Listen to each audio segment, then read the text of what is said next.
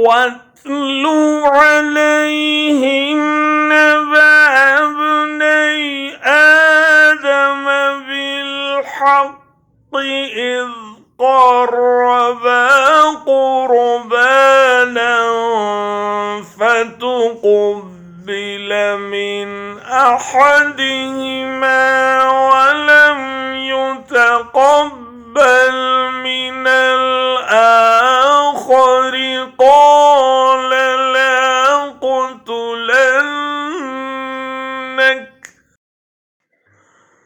قال إنما يتقبل الله من المتقين.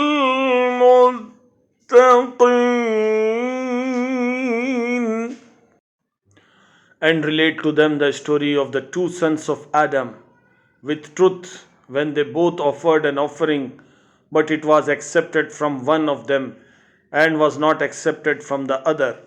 He said, I will most certainly slay you. The other said, Allah only accepts from those who guard against evil. और सुनाओ उनको किस्सा आदम के दो बेटों का बेकमो कास्त जब पेश की दोनों ने कुर्बानी तो कबूल की गई उनमें से एक की और न कबूल हुई दूसरे की। उसने कहा मैं ज़रूर तुम्हें कत्ल कर दूंगा। उसने जवाब दिया हकीकत यह है कि कबूल करता है अल्लाह कुर्बानी परहेज़गारों की।